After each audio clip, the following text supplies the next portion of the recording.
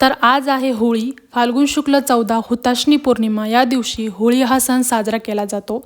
तर आम्ही चाललो आहे गावाकडं होळी हा सण साजरा करण्यासाठी. तर होळी हा सण साजरा केला जातो. तर त्याची काही कथा आहे, प्राचीन कथा आहे. तर ती कथा मी तुम्हाला इथं सांगू इच्छिते. प्राचीन काळी अत्याचारी राक्षक राजा हिरण्यकश्यप यांनी तपस्या करून ब्रह्माजींकडून वरदान प्राप्त केले की संसारातील कोणताही जीवजंतू, राक्षस, देवी देवता, मनुष्य त्याला मारू शकणार नाही. म्हणजे ना तो दिवसा मरेल, ना रात्री, ना धर्तीवर, ना आकाशात, ना घरात, ना बाहेर आणि ना शस्त्रास्त्राने. हे वरदान मिळाल्यावर तो खूपच निष्ठुर बनला. हिरण्यकश्यपच्या घरी प्रल्हादासारखा ईश्वरावर अतूट विश्वास ठेवणारा भक्तपुत्र जन्माला आला. प्रल्हाद भगवान विष्णूचा परमभक्त होता आणि त्याच्यावर श्री विष्णूंची कृपादृष्टी होती. हिरण्यकश्यपने प्रल्हादला आदेश दिला की त्याने मला सोडून इतर कोणाची स्तुती करू नये.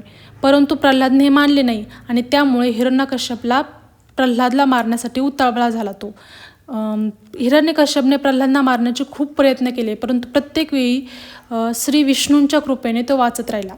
हिरण्यकश्यपची बहीण होलिका हिला अग्नीपासून बचावाचे वरदान मिळाले होते. तिला वरदानामध्ये अशी चादर मिळाली होती की जी अग्नीमध्ये जळत नव्हती. हिरण्यकश्यपने आपल्या बहिणीच्या मदतीने प्रल्हादला अग्नीमध्ये जाळण्याची योजना आखली. होलिका जळत्या अग्नीमध्ये प्रल्हादला मांडीवर घेऊन वरदानात मिळालेली चादर अंगावर घेऊन बसली. श्री विष्णूंच्या कृपेने ती चादर वायूच्या वेगाने उडून भक्त प्रल्हादाच्या अंगावर बसली व चादर नसल्याने होलिका जी ती जळून भस्म झाली. अशा प्रकारे प्रल्हादला मारण्याच्या प्रयत्नात होलिकाचा मृत्यू झाला. तेव्हापासून होळीचा सण साजरा केला जाऊ लागला. तर अशी होती संपूर्ण कथा. कशी वाटली सांगा. सर्व परिवाराने होळीची पूजा केली. तर कमेंट करून सांगा कथा कशी वाटली.